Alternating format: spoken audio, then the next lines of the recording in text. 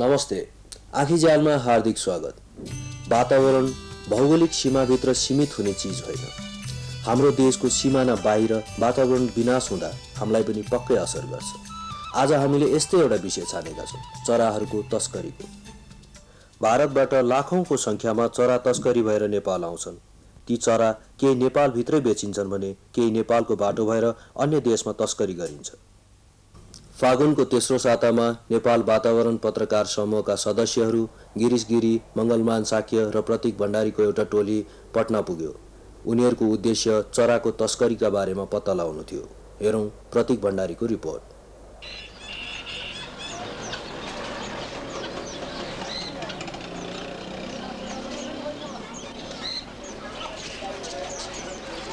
पटनाको मीर शिकार टोल चराको मुख्य व्यापार केन्द्र हो। यहाँ हजारौं चराहरू पिंजडामा सजाएर बेच्न राखिएका छन्। पिंजडामा सजाएका कति चरा त एकदमै दुर्लभ र महँगा पनि छन्, किनभने त्यस्ता चराहरूको व्यापार विदेशमा बढी छ।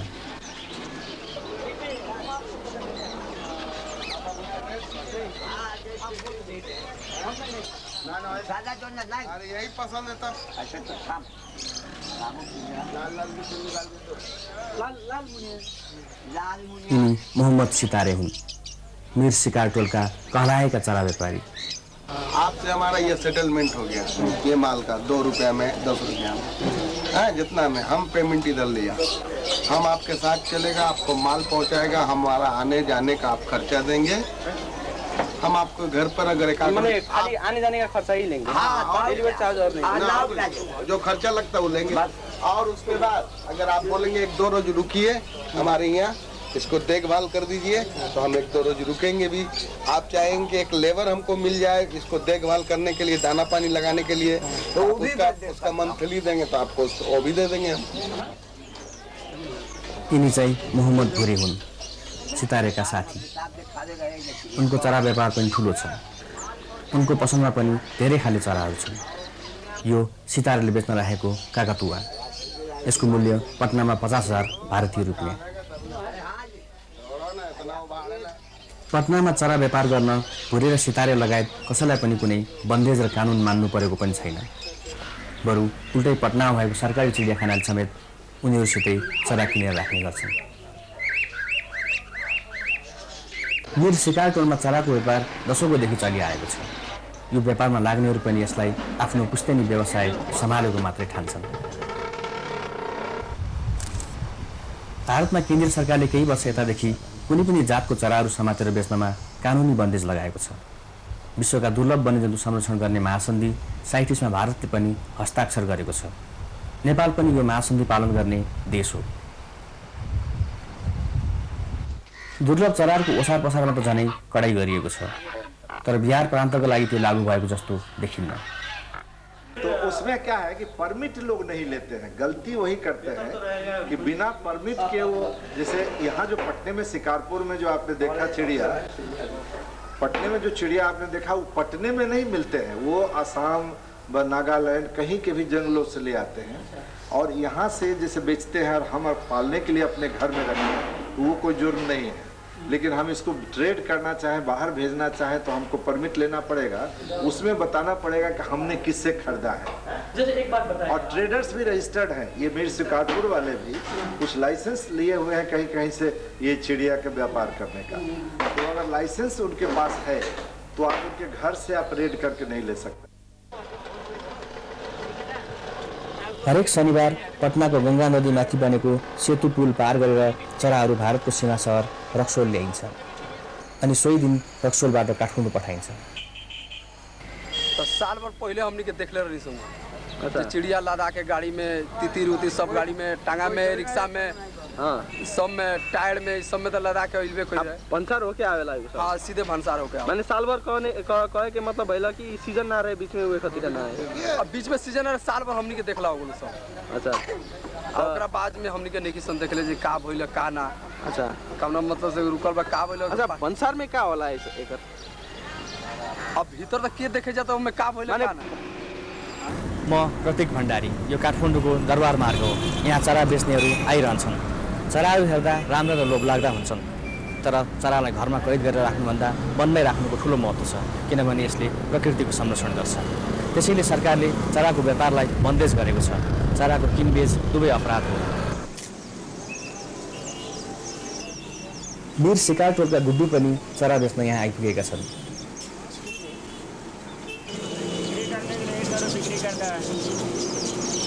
बिक्री करता है। हाँ होता है, 2 होता है, नहीं भी होता है, 2-4 होता है, नहीं भी होता है।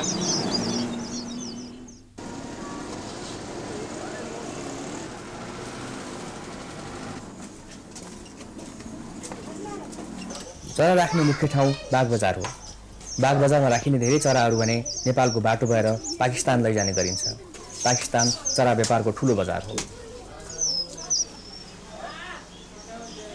बागबजारमा यो कलिमको डेरा। कलिमले अहिले 2टा कोठामा 1000 भन्दा बढी चरा राखेका छन्। उनको घर बाहिर पनि चरा राखिएको छ। हिजो आज यिनीहरूलाई चरा बेच्न बाहिर मात्रै गइरहनु पर्दैन। उनको घरसम्मै पनि चरा किन्ने मानिसहरू आइपुग्न थालेका छन्। चरा किनेर के भने यसो बजारहरूलाई रमझम गर्नलाई यसो पहिला पनि किन्न आउँथ्यो? पहिला त आयो होइन, आए पनि यसो अब बजारहरूलाई किनभने अब यस्तो फुलहरू खानलाई यसो चराको सोखलाई। अनि यहाँ चरा बेच्छ यहाँ पहिला अब यिनीहरूले अब यहाँ बेच्ने मान्छेहरूले आउँछ नि, बाटोमा आउँछ नि, त्यसो भएर उनीहरूलाई त घटाउँछ नि यहाँ बागबारमा बेच्छ भनेर त्यसरी थाहा भयो।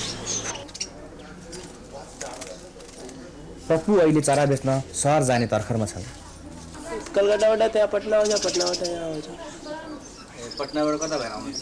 यो मलङ्गा भएर। रुङ्गा भएर आउनुहुन्छ? एकचोटि कति चरा आउँछ पटनाबाट? आउँछ 40वटा, 50वटा, 100वटा यसरी आउँछ। कतिको फाइदा हुन्छ? त्यो बिक्री हुने हिसाबकै जसरी बिक्री हुन्छ त्यसरी फाइदा छ। बागबजारमा चरा बेच्न जाने तर्खरमा रहेका कलिम अहिले कमलादीमा चरा बेच्न आइपुगेका छन्। यहाँ तो भंसार लगता है, तो दिक्कत क्या? भंसार लेकर आते हैं, आपका समुद्र ऐसे चलाता है नेपाल के अंदर, ऐसे कभी नहीं आता कि कितना पड़े लॉकडाउन का कितना पड़ता है? वो एक चिड़िया का 5-5 रुपये भंसार लगता है। वो सबका जोड़ के जितना रहता है फीस उतना उसका पैसा ले लेते हैं। अच्छा, और बड़ा चिड़िया नहीं लेते? वो सब नहीं, वो सब काम हम लोग नहीं करते, वो सब बड़ा लोग करता है। काका तो ये लेते? हम लोग गरीब आदमी, हम लोग गरीबी वाले काम करते हैं। काका तो ये नहीं लेते? बाप रे बाप, क्या चीज़ का नाम ले रहे हैं सर? तो वो लोग तो हम लोग दिखा रहे थे। वो दिखाने दीजिए ना, वो लोग का बड़का बड़का पेट है, हम लोग का छोटा पेट है। तर वीरगञ्ज भन्सारका अधिकारीहरूले भन्सातिर चरा काठमाडौँ ल्याउने कुरा ठाडै अस्वीकार गरे। चराको पैसाका हिसाबले मूल्य तोक्न निकै गाह्रो छ। कति चराहरू त निकै महँगा पनि छन्। त्यसबारेमा स्वतन्त्र चराविज्ञ राजेन्द्र सुवाल। ल इन्डियामा एउटा जङ्गलको नजिकको बस्तीमा जुन चाहिँ एउटा गाउँले समाति लाउँछ त्यसको प्राइस 150 रुपियाँ आइसी हुनसक्छ होला, र त्यो चरा नेपालमा पुग्दा सायद 1000 रुपियाँ आइसी हुन्छ। र नेपालबाट बाहिर गएपछि यसको 1000 देखि 2000 डलर हुनुहुन्छ, र त्यसले गर्दाखेरि यसको क्रमशः घट्दै जानु गइरहेछ। र यी क्रममा पर्ने अब चराहरूमा अब भनौँ धेरै जस्तो तित्रा र कालिजहरू र यो हाम्रो कोयल बट्टाइजहरू पनि पर्दाउँछ, र कुनै कुनै चराहरू यसमा अलि लोप हुने क्रममा जारी छन्। केही महिना अघि नेपाल वातावरण पत्रकार समूहले चरा व्यापार रोक्ने उद्देश्यले एउटा अन्तर्क्रिया कार्यक्रम गरेको थियो। सो कार्यक्रममा सरकारका सबै सम्बन्धित निकायका प्रतिनिधिहरू सहभागी थिए। सो भेलाले काठमाडौँमा चरा व्यापार रोक्न सामूहिक कदम चाल्ने अठोट पनि गरेको थियो। त्यसका लागि काठमाडौँ जिल्ला वन कार्यालयलाई जिम्मा दिएको थियो। अब यसमा के छ भने यो गैर कानुनी त हो, तर हाम्रो जो राष्ट्रिय निकुञ्ज तथा वन्यजन्तु संरक्षण ऐन 2029 मा वन्यजन्तुको जुन परिभाषा दिएको छ त्यसमा के भन्छ भने घरपालुवा बाहेक अन्य पक्षीहरूलाई पनि हामीले चाहिँ त्यो चाहिँ वन्यजन्तु ऐन अनुसारले हामीले चाहिँ कसैले बिक्री वितरण गर्यो, ओसार पसार गर्यो या चाहिँ निकासी गर्यो, त्यस्तो गर्यो भने हामी कारबाही गर्न सक्छौँ। त्यसमा नसकिने होइन, यो गैर कानुनी हो। तर यहाँ के देखिरहेछ भने जो पाल्ने मान्छे परम्परादेखि मैले अघि पनि भने पालिरहेछ नि मान्छेहरूले, तिनीहरूलाई हामीले एउटा नैतिक दबाब पनि दिनु पर्यो।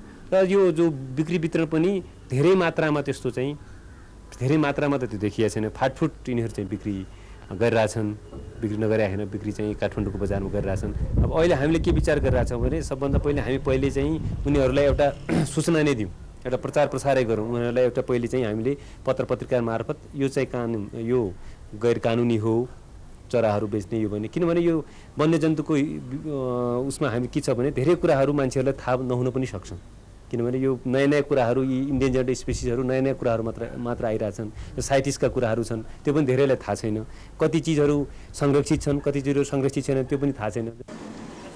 तर सरकारी अधिकारीहरूले भने जस्तो चरा व्यापार नियन्त्रण हुनुको साटो यो अझ फैलिरहेको छ। नेपालीहरूमा समेत चरा पाल्ने सोख बढ्न थाल्नु नेपालकै दुर्लभ चराहरूको लागि हितकारी छैन।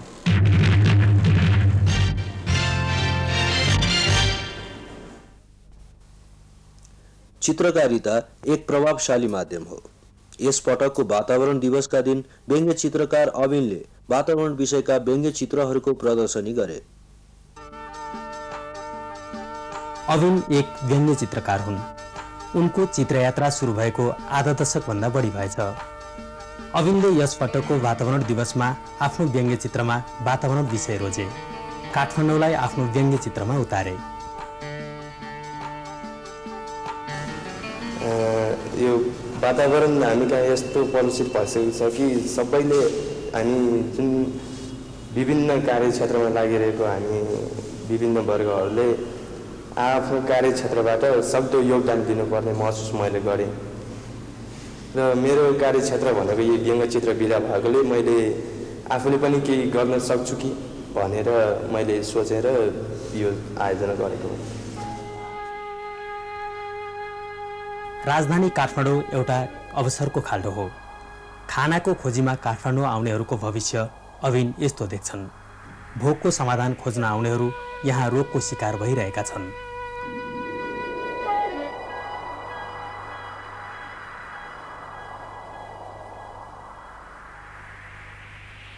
देशभरिबाट मानिसहरू काठमाडौँ आउँछन्, तर यहाँको वातावरण संरक्षणका लागि कोही पनि आफ्नो जिम्मेवारी ठान्दैनन्।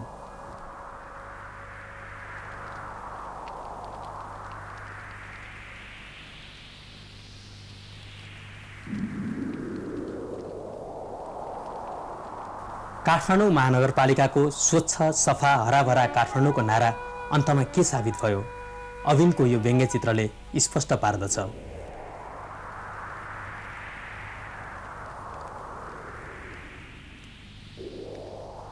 तर अविनको यो तालिकामा भएको व्यङ्ग्य चित्रलाई बुझ्न भने सबैलाई सजिलो हुँदैन।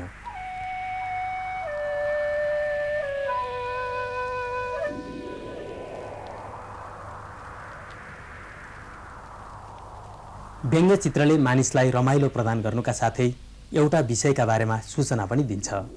समाजका नराम्रा कुराहरू सञ्चार गर्न यो निकै प्रभावकारी हुने गर्छ।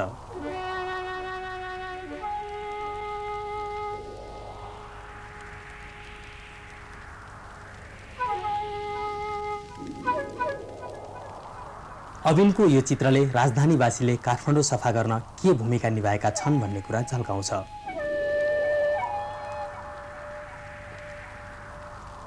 यहाँ लेख्न निषेधित छ, तर फेरि त्यही कुरा भित्तामा लेख्ने कामको पनि अविनले राम्रो व्यङ्ग्य चित्र तयार पारेका छन्।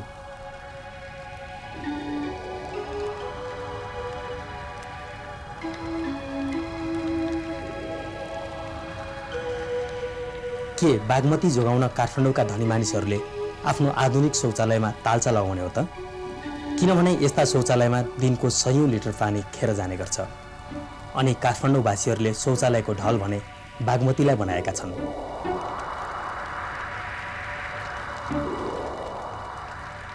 अविनका केही चित्रहरू चाहिँ वन तथा वन्यजन्तु संरक्षणका बारेमा छन्।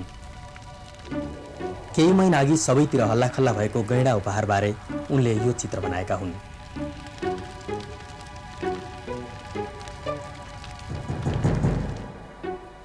अविनका व्यङ्ग्य चित्रहरू यस पटकको वातावरण दिवसमा नेसनल आर्ट ग्यालरीमा सजाइएका थिए। एक हप्तासम्म उनका व्यङ्ग्य चित्रहरूले मानिसहरूलाई संरक्षणको सन्देश दिइरहे। नेपालमा पहिलो पटक भएको वातावरण संरक्षणका बारेमा व्यङ्ग्य चित्र प्रदर्शनीले सबै क्षेत्रमा वातावरण सम्बन्धी चेतना आएको भने देखाउँछ। अविनको व्यङ्ग्य चित्रलाई प्रदर्शन गर्न राष्ट्रिय टेवा कार्यक्रम नामको संस्थाले सहयोग गरेको थियो। उनको व्यङ्ग्य चित्र प्रदर्शनी जेठ 23 गतेदेखि जेठ 30 गतेसम्म चलेको थियो।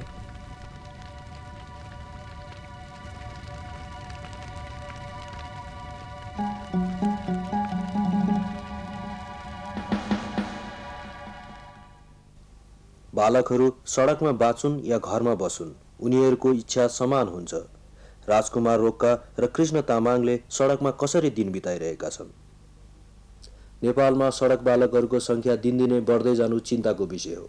नेपालको भविष्य उनीहरूमाथि पनि निर्भर छ, त्यसैले उनीहरूप्रति सबैको ध्यान जानु जरुरी पनि छ। सुनिल पोखरेलको प्रस्तुति।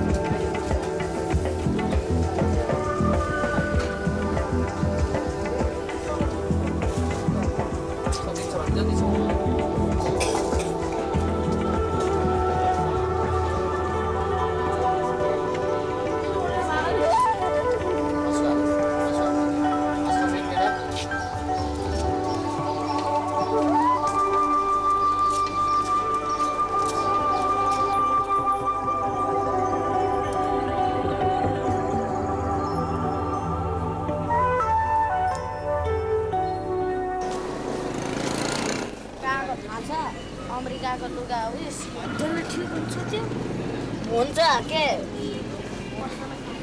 म त यो किन्छु यो मजा छ त्यो जङ्गली शेर किन्छु त्यो शेर जाऊ त्यो शेर जाऊ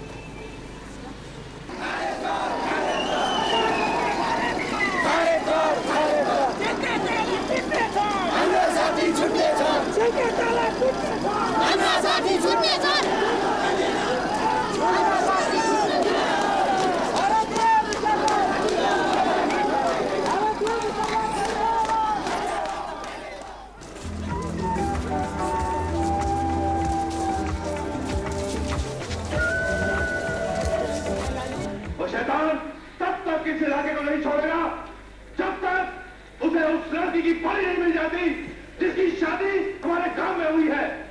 जब से वो दुल्हन बनी है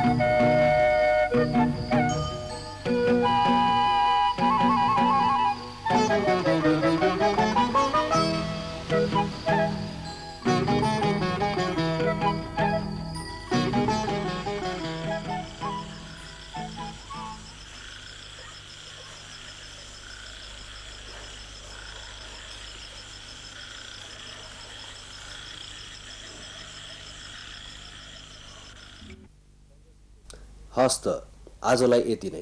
15 दिनपछि फेरि भेटौँला। शुभरात्रि।